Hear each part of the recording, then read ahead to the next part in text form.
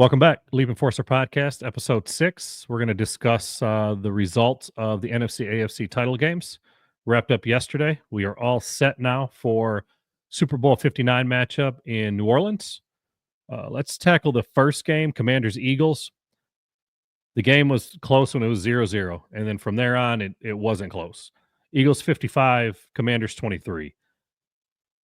Where do we start with this? Let's start with turnovers. Washington had 4 turnovers, 3 fumbles, 1 interception, and all 4 of those turnovers led to touchdowns. So that's 28 points, pretty much given up. In that swing, you just can't have that in the playoffs, especially against really good teams, especially against top defensive teams and teams that can run the ball. It's going to be hard to get the ball back enough to be able to overcome those type of points. When you look at the play calling, let's start with Washington. On the Washington side of the ball, Jaydendaniels, he didn't have any time. The whole time you get the ball would be snapped. Jordan Davis is in the backfield. Jalen Carter's in the backfield. The linebacker play for Philly was phenomenal. Secondary play was phenomenal. DeJean, you can go through those guys. Slay, Blankenship, you name them. Kenyon Mitchell, Gardner Johnson, they all played extremely well in the secondary. And, when you get the front that's just pressuring Jaydendaniels up front and getting in the backfield and not allowing him to just, find open receivers, that secondary was playing out of their minds as well. They were like glue on some of these receivers. Jaydendaniels didn't have time to throw the ball. Everybody was kind of playing pretty loose back there, because they knew that the front was getting to Daniels, so they knew there would be opportunity for them, to make a play or to stop Jaydendaniels and McLaurin and those guys from making plays on the offensive side of the ball. The game plan was tough from Washington. Washington couldn't get the run ball. They couldn't get the run game going at all. They tried, they just couldn't get it going. Jaydendaniels had 6 for 48. Brian Robinson had 11 for 36. Eckler had 8 for 15. You got to get some running game going to open up any kind of play action to allow Jaydendaniels some time. If you can't get the run game going, he's got no time to throw the ball and find McLaurin, find Ertz, find De'Ami Brown, find these guys. Ertz had a hell of a game against his old team, but outside of that, there wasn't really any other stats to speak on. Ertz went 11 for 104. That's a hell of a game against his old guys, his old team. So, when you flip and you look at, the offensive side of the ball for the Eagles, they do what they had to do. You turn around and hand the ball to Saquon, the very first play of the game for them on offense. He runs straight down the field for a touchdown. I think it was, I don't even know, 60-some yards, I think is what it was. And that never stopped. They continued to run the ball. They ran the ball down Washington's throat. They never gave Washington an opportunity. They were eating up the clock. They were running the ball. Washington can't stop the run. That's been proven. It's been proven. It was proven last week against Detroit, but Detroit tried to get cute and go away from the run game and then allow Goff to start throwing the ball. I'm not going to get into that yet, but this team, the Washington Commanders, cannot stop the run. They have no front. Their linebacking core is decent. They're a little bit older. Bobby Wagner's like he leads that linebacker crew. And they're not a young team. As far as their secondary and their front goes. When you look at what the Eagles were able to do, Jalen Hurts went 20 for 28, 246 and a touchdown. Everybody questioned Jalen Hurts coming into this game. Was he mobile? I questioned it. With that knee, the way the knee bent back, last week, you kind of wondered, what his mobility would be like. He didn't, he ran I think for 16 yards, I believe, but when you look at Saquon's stats, he went 15 for 118, 3 touchdowns. Saquon averaged 7.9 yards per carry. 7.9 yards per carry. Jalen Hurts, he did what he had to do. He made throws when he needed to. A.J. Brown stepped up. He had 6 for 96 and a touchdown. Goddard had a hell of a game too, 7 for 85. And, the crazy part about it is the Eagles knew they could run the ball so well. They even had Goddard for a couple of runs. Goddard's a tight end. He's not that quick. But they still knew they could run the ball. They knew that it would be efficient. And what you do when you run the ball is you eat the clock. When you have 4 turnovers by Washington and then for Philly, and they score on all 4 of those, and then they're able to eat the clock up and run the ball so efficiently, Washington never had a chance to get back in the game. And then at that point, when Washington's got the ball with that front for the Philly, they were just too big and too physical up front to go up against Washington's, offensive line. They were pushing those guys around. They were in the backfield. They wouldn't let them get the run game going. They wouldn't let Jaden Daniels, dance around, throw the ball. They wouldn't let him run the ball. It was just dominant. Vic Fangio had that defense ready to play. And, Sirianni stepped up. I know he's had issues with the fans this year. He's had issues in Philly. There's been some internal player issues from what they say with Jalen Hurts and A.J. Brown. They've overcome all of that. This team is dominant. They probably have the best roster in football, in my opinion. I've been saying that all year. They're just dominant. It's going to be a hell of a Super Bowl to see, what happens and how they, attack the Kansas City Chiefs. Let's get into that game real quick, though. Actually, before I get into that, I want to touch base on the Lions thing again. Not trying to beat a dead horse, but this is the stuff that I talk about when I talk about Dan Campbell and I talk about Ben Johnson. I talk about Jared Goff. Goff went to a Super Bowl and he was traded. McVay is one of the smartest coaches in football, and he knew that Goff couldn't get over that hump. I'm not trashing Goff. I'm just speaking on what has been proven in the playoffs. The Lions averaged 8.7 yards per carry last week. Saquon was averaging 7.9 yards per carry this week against the exact same defense. And you're going to tell me that you got Jahmyr Gibbs, one of the best running backs in the league, one of the fastest running backs in the league in that backfield.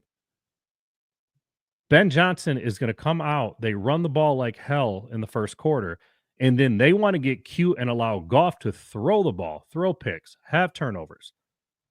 There's your ball game. Just run the ball. That at some point, Dan Campbell and Ben Johnson, those guys got to get on the same page. Not anymore because Ben Johnson's gone. But at that point, Dan Campbell's got to say, hey, man, let's not throw here. Let's just run the ball. Let's just attack this team. But they didn't do that. But anyways, that's a whole nother story. But I always talk about I don't trust Jared Goff in the playoffs. I don't trust Dan Campbell in the playoffs.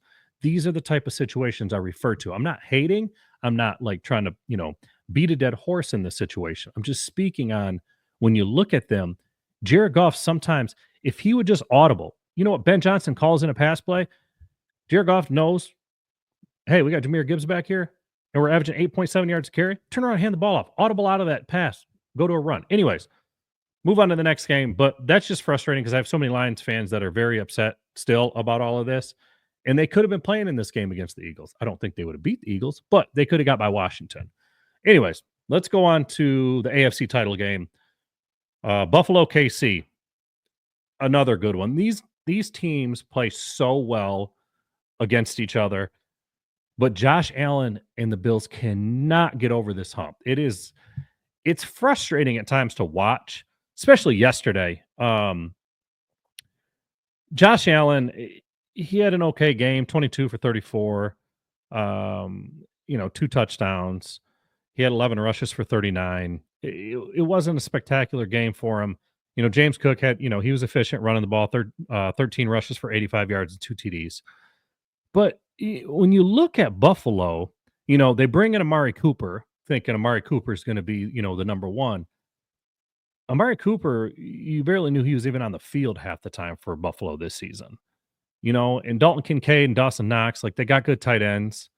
They're not your top tier tight ends. They're good tight ends. They're really good tight ends, but they're not at that elite level. And they have no elite receivers. I mean, when you go through their roster, they just don't have those guys. And I feel like, Keon Coleman might step up at some point. Shakir has been his Josh Allen's most go-to guy. But at the end of the day, some of these guys have to step up, and it just seems like every single time they play Kansas City, they just don't step up. These guys just don't step up. And I'm going to give it to Spags on the Chiefs. The D coordinator for the Chiefs. He pressured Allen. That front with Chris Jones, Pennell, all those guys, Bolton, Karlaftis, all those guys were playing extremely well. They were getting after Allen. They weren't allowing him time to do much. And, he was trying to find open receivers there. And Allen made a couple hella good throws, really good throws. But like the one that sticks out to me was like the Mac Hollins throw. Like you had McDuffie right on him, blanketing him, the end of the first half, and he placed that ball perfectly. Mac Hollins stepped up, a couple times in that game, but again, they don't have that number one. They had Diggs at one point. They don't have that guy right now. They don't have a guy that, Allen's like, I know I can throw the ball to. And that I think kind of killed them in this game, to be honest with you. That and this damn tush push. Stop. Yeah, I don't understand on this tush push. Why is Josh Allen, after the ball is snapped, you're taking a step left and then forward?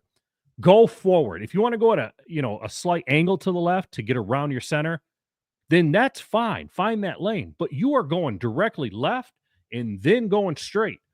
Soon as you do that, the Chiefs are already in the backfield. The Chiefs were already blocked. It was a wall. You were not getting through that.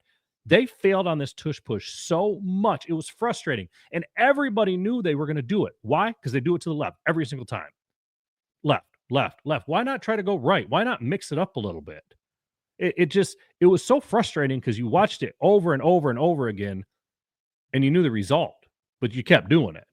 And then, instead of just doing an actual tush push where the running back just comes up, shoves the quarterback completely straight ahead. No, you want to go left and then hope that your running back can push. But you got, 7, 8, 9 linemen and linebackers laying in a pile. You're not getting around that. I don't care if you're Josh Allen. You're not getting through it. You're not getting around it. That was very frustrating when you watched that game. Everybody knew it was coming, but you thought you were going to, succeed with it, but you didn't succeed with it. Anyways, to, skip over to the KC side, Mahomes is Mahomes. I mean, he's arguably one of the greatest quarterbacks in the playoffs, and he may go down as one of the best, if not the best in NFL history. He's chasing Brady. This would be the first time that a QB has had a three-peat in the Super Bowl. He's got an opportunity after this game. It's hard to put into words what he's doing. It's very hard for teams to make the Super Bowl, let alone this guy's played in the AFC title game in every single season he's been in the league. And now he's going to the Super Bowl again to possibly win it for the third straight time. It's, he didn't have a spectacular game. He had a solid game. He went 18 for 26, 245 and a touchdown, ran the ball 11 times for 43 yards, 2 rushing touchdowns. They were efficient on offense, I guess is the best way to put it. Kareem Hunt, 17 for 64 and a touchdown. And then, Mahomes found the speedy receivers that he has. He's got Worthy, who went 6 for 85 and 1 touchdown. Juju, 2 for 60. Hollywood, 3 for 35. It's Mahomes, he didn't even have Kelsey step up as much as you would want him to. And what they normally do in the playoffs. But he went to receivers that he doesn't have that kind of trust that he has in Kelsey, and he was still able to succeed with that. Mahomes finds the open guy. His vision and what he sees before the snap and then right after the snap happens on what the defense is doing, he knows where he's going with the ball most of the time.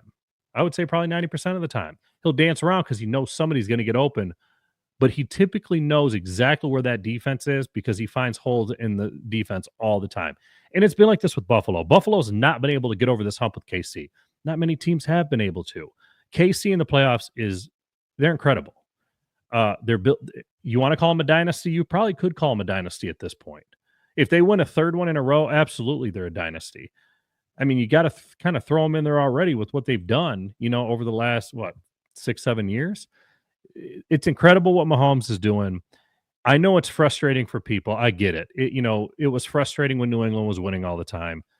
People just don't like to see a lot of, the same teams in the Super Bowl or the same teams winning. And, it's frustrating. I mean, this game at the end of the day, the game was close. I mean, 32-29 KC.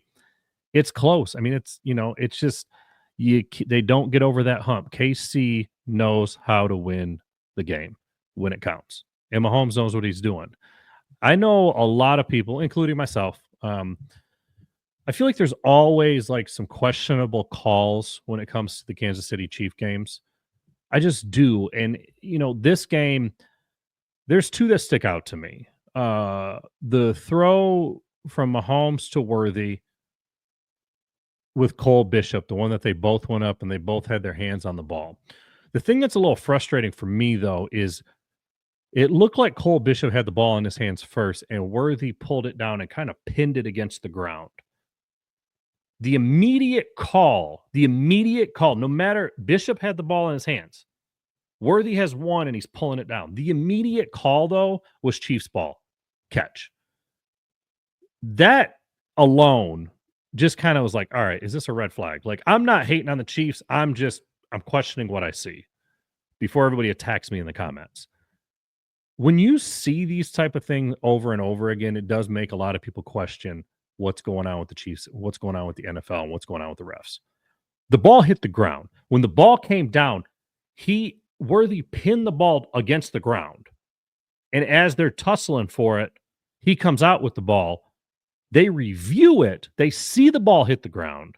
And yet, I know the ball didn't move, but the ball moved after they came up because they were tussling and fighting for the ball. It should have been an incomplete pass. I don't think that was a catch. I don't think it was an interception. I don't think it was a catch for Worthy.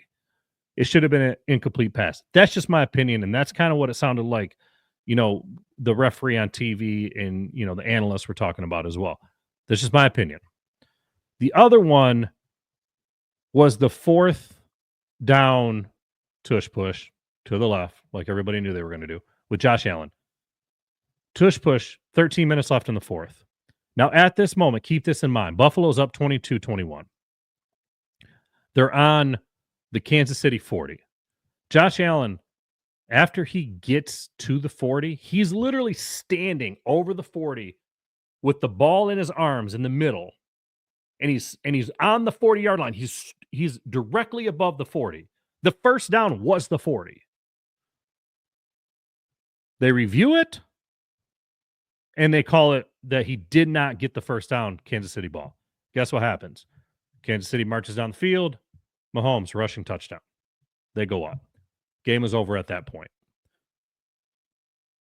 Pretty much. I mean, there was a little bit of time left, but that was, you got a 7-point swing right there. You could have been taking points away from Buffalo, and then Kansas City got points. So at that point, I felt like that was the backbreaker for Buffalo, and the game was over. It was a great game. I'm not going to take it away. I'm not going to say, hey, it's the refs. There's a couple questionable calls that make you kind of scratch your head. So I'm just going to, talk about it. Also, when you look at the way that Travis Kelce gets in everybody's face, and he always kind of instigates all these issues, but then, somebody kind of pushes him out of the way or gets him out of his face. It seems like the opposing players always or all called for a flag, always.